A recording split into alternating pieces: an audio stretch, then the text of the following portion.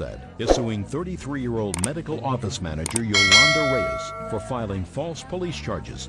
Yolanda says she filed charges after Duke threw a telephone at her. She's countersuing for mental anguish and pain and suffering. Come to order? All rise.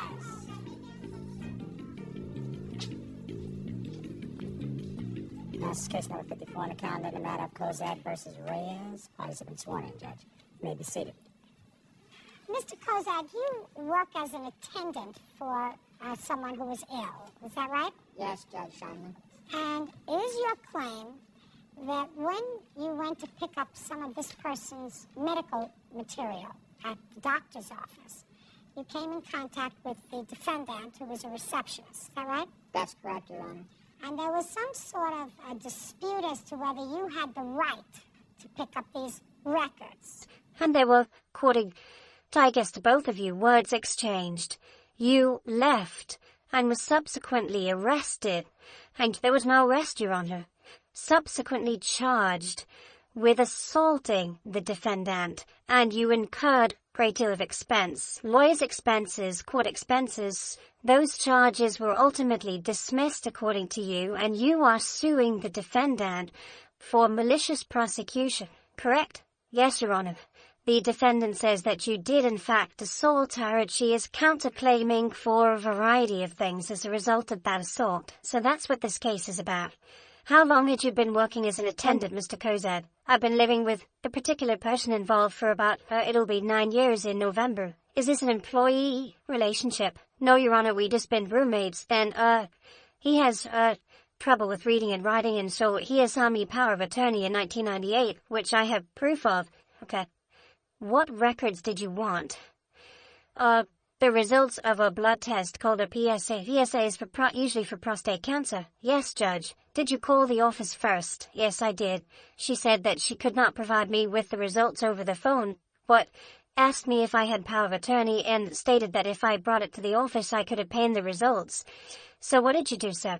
I discussed this with Leonard, who said that due to the fact that his next appointment wasn't for 3 months, he'd like to have the results in a more timely fashion. I went to the office, presented Miss Reyes with the power of attorney document, and asked for the PSA results. She asked me for a copy of the power of attorney form, which I provided her with, and she said she would like to place it in Mr. Park's file. I indicated that was my only copy, and that if she could just take a copy of the original and then give me the results. Then she said she wouldn't do that. She wouldn't make a copy of the power of attorney. Right, she handed me the form back, and then I stated to her if she didn't provide me with the results, I would call the police. And then she handed the phone receiver through the window to me and dialed the non-emergency number, which had an elaborate menu, and I asked her to press 0, and then she said, well, I have to go call the police somewhere else, and she took the phone away from me. How did she do that? She grabbed the coiled end of the cord that was attached to the base unit on her side of the wall and pulled on it. And I have in the police report that her colleague was there and stated that's what she did.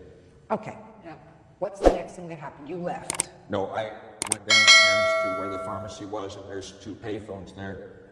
And I called the police a second time on the 911 number, at which time they told me that in between the 2 calls, Miss Reyes had made a call. And did I throw a phone at her? And I told her no.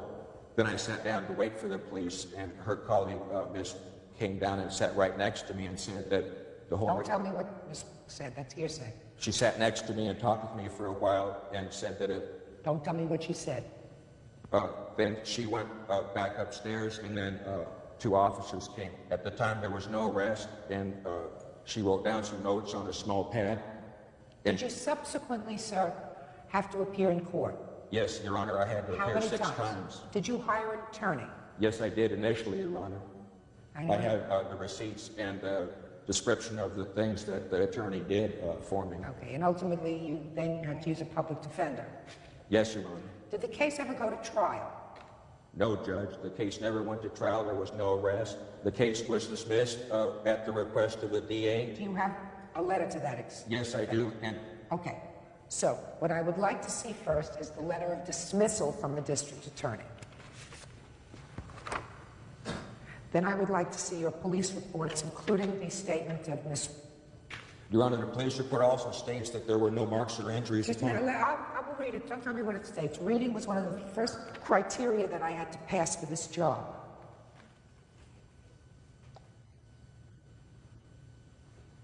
So the district attorney decided not to prosecute this case? Yes, Your Honor. Okay, that's...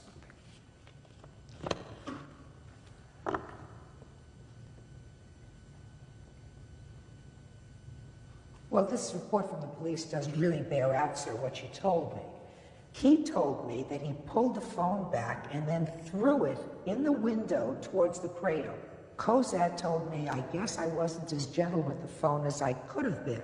He told me that when he threw the receiver, Reyes was near the back phone talking to someone, and he did not see the phone hit her. Your Honor, I'd like to address that inconsistency, and the fact of the matter is that she was next to the phone because her colleague stated the same thing, that she was next to the phone. The colleague also said that you threw the phone. Your Honor, what she perceived as throwing of the phone was due to the tension developed between me holding the handset and Ms. Reyes holding the cord. I released the phone, and it went back through the window. Cozad, according to Ms., pulled the phone back and then threw it through the window. That's what she says. Real cases, real people. Judge Judy. Duke Kozak says office manager Yolanda Reyes had him falsely arrested after he attempted to retrieve his friend's medical records. Yolanda says Duke threw a telephone at her. She, that Miss, went downstairs not to comfort you, sir, but to get the license, plate number of your car. That's what she went down for. Well, Your Honor, how would she know what kind of car I drive to do this? See, I'm just telling you, there are inconsistencies here with the story that you tell. Your Honor, the officer, while she did an exemplary job, was a trainee and made other inconsistent remarks on her report. I'm just telling you, these are your reports. These are the reports you gave me. The items in quote, I did say I wasn't as gentle with that phone as I could have been. Everything else is the officer's And you threw rules. it. And Ms. says you threw it. You asked me to look at Ms. statements. Ms. says that you threw the phone. That doesn't mean necessarily that it hit her, because nobody saw it hit her. And the police officer saw absolutely no bruising on her, no marks, nothing. So I don't know whether he hit her or not. What makes you think, Ms. Reyes, that it's against the law to turn over a patient's records to the patient? Those are the rules, and I have a letter from the doctor. I don't give a rat's tutu about what the doctor's rules are. Doctor's rules are not law. You said to the police, according to policy and the law, the patient's records are their records. And the patient wants the test results, and the patient's allowed to get the test results. Period. End of discussion. And if he's got a power of attorney, he stands in the same place as the patient. Right? That's one thing. Yes. So you were wrong. He had a power of attorney. Now, my next question to you is, I assume that in a medical office you have a fax machine or you have a copy machine. Is that right? Yes. Why didn't you volunteer to make a copy of his power of attorney? I did. He got mad. But just a minute. You said to him, nicely, when he came in, is that the power of attorney we talked about? I'll take it, let me make a copy and put it in the file. Exactly Is that what I you did. said? Exactly what I did. Is that what you said? She said, I'd like to place this in the patient's file, meaning the copy I had. I said, that's my only copy. Could you, I can't release this copy to you. I need to retain possession of this copy. Did you ask her to make a copy of it? I don't remember, Your Honor. I don't know whether she said she had to make a copy or not, because when you got off the phone with her that morning, she was hell-bent on trying to contact the patient himself. So she called the patient, and you spoke to her on the phone and said, the patient's doing the laundry. He cannot come to the phone. Right? I said he was out. I didn't say he couldn't come to the phone, Your Honor. I said he's outside doing the laundry. That's exactly what I said. Mr. Kozak, let's not split hairs here, sir. So then you come down to the office after she has tried to get in touch with the patient, I assume to verify that, you know, it's okay to give you the record. She's not able to do that. So I don't think that you were... Your Honor, she did know because I accompanied Mr. Park to the office on 2 previous occasions to fill out his forms. I don't care. They don't want to get sued. They don't want to get sued by giving any of his medical history to somebody if they're not absolutely positive that that's what the patient wants, especially if you're not his guardian. You may have power of attorney.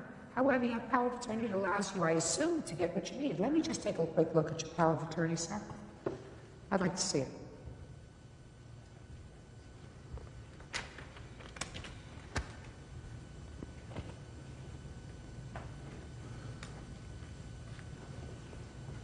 Claims and litigation, personal and family maintenance, benefits from Social Security, Medicaid, Medicare, and the military, retirement plan transactions, and tax matters. Nothing here says that you have the right to his medical records. You want to take a look at it again?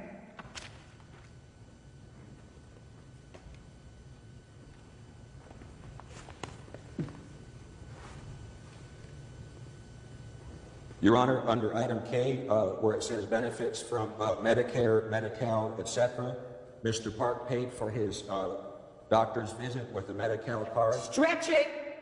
There's a difference between paying for with a Medicaid card, Medi-Cal card, check, or anything else. It doesn't give you the right to get his medical records. I'm in error, Your Honor. You are. So that if Ms. Reyes had given you these medical records, and if Mr. Parks had sued the doctor for turning over those medical records, they would have been unprotected. That's not to say that you hurt her. Now, Ms. Reyes, I would like you to tell me your version of what happened. I got a call on September 21st around 9:30 in the morning from this gentleman here, Mr. Kozak. He told me, he explained to me, I've been reading an article in the paper in regards to the PSA, and I want to get Leonard's, test results. I said, well, first of all, I don't have that right. The doctor is the only one that can release that information to the patient. He said, well, I have power of attorney. I said, well, as soon as the doctor comes, I will have him call you and release that information to you. He got upset and he hung up. I gave it a few minutes to call the patient and let him know that doctor will give you a call and give them to you, and if you have any questions, you can have all your questions answered. Okay. When I called, he said, no, he's out doing laundry, and hung up on me. About an hour later, he shows up, very hostile, irate, demanding that I give him the test results of that PSA of our patient. I again told him, I can't release this information to you. The doctor needs to release this to you. I asked him to see the paperwork. He gave it to me. I proceeded to step just not even 5 feet behind me to the copy machine, and he started getting very hostile at the window. What did he say? He said, give me my paperback. No, I didn't say you can make a copy of it. Give it to me right now. He goes, I'm going to call the cops. Go ahead. I said, hold on. I gave him back the paperwork, called the police department, handed him the phone. I wasn't on the phone, so I don't know the prompts that you have to go through. And we had another call. There's another phone behind me, say maybe 8 feet at the other desk. And my medical assistant proceeded to get that call. She had a question regarding one of the patients that was calling. So you walked over there? No, I did not. I did not walk. I stood right here, and here's my desk, here's the phone, here's the window. I grabbed the phone, gave him the cord. He stood right at the window, and as I did that, he started getting irrational. Oh, well, I take back those comments that I made about you. I thought you were more intelligent and professional than this. And, I said, wait a minute here. I said, you really need to leave because we had 2 patients coming in. I told him, You need to leave. You need to leave and call, the cops somewhere else. I hung up the phone. You pressed the button to hang up the phone. To hang up the phone. I thought I was doing it Okay, whatever. You weren't doing anything. He stepped a couple feet back, stretching the cord like an angry face, like just trying to break my phone, and then threw it at me, and it hit me here and here. You were not injured, other than Just the phone just slamming me really hard from it going, and him pulling it, because he caused it, You didn't receive any medical treatment? No, I didn't. I did not. Okay. But you decided to press charges against him? Yes. Tell me why. For the mental anguish, because, after that day, of course, I left. I left my work. Yes, I did. I didn't You come were back for upset. 2 days. You were upset? Okay. And I still proceed to Your lock Honor, the she told her door. husband who threatened me in the hallway of the medical office. I'm not, just a second. Am I talking to you? No, Judge. Clyde, you left that day.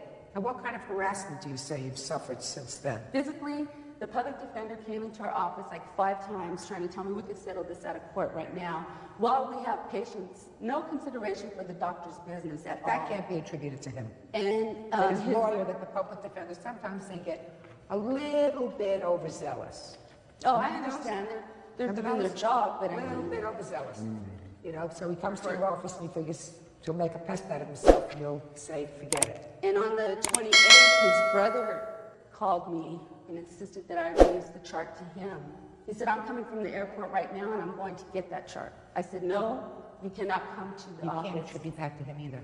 By the way, did the brother come to the office? No, we told him not to, and I called the police, and it stated in here also. Okay. What else? What other harassment? Other than just not feeling safe at my place of work, wondering if he's going to walk in, because an hour later, he walked through the door.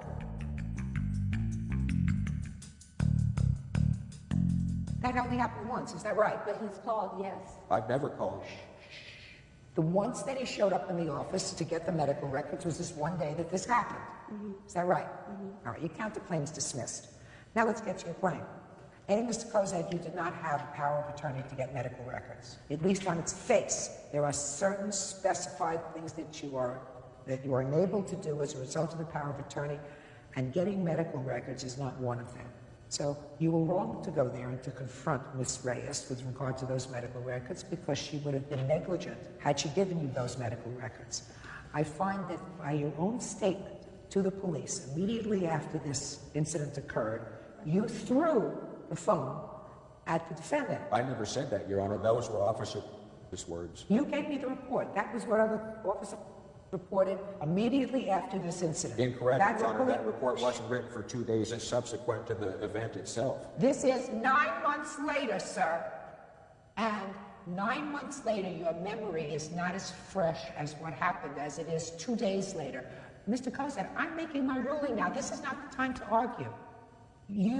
Whether you threw the phone at Miss Reyes and hit her, or threw the phone at Miss Reyes, and even if it missed her, that is either an assault or an attempted assault. And I find that you did, in fact, throw that phone through the window, so that she had a right to pursue her remedy and be a complainant in a case. Now, the fact that the prosecutor's office determined, put your hand down, not to prosecute you because they have better things to do, does not mean that the incident did not happen. Certainly, I don't believe that this was a malicious prosecution. You acted badly that day. She tried to do the right thing. She did, in fact, call the patient, or tried to get in touch with the patient after she spoke to you. I believe that you did hang up on her when she called, that you went to the office, you went with a faulty document, she refused to give you those records, she had an absolute right to do that. You got angry, you threw the phone at her, and she had you either arrested or charged. That is her right as a citizen, and your lawsuit is dismissed. That's all. How does that The district attorney would have came today. The district attorney, Deputy William Sparks, is willing to come to court today, and they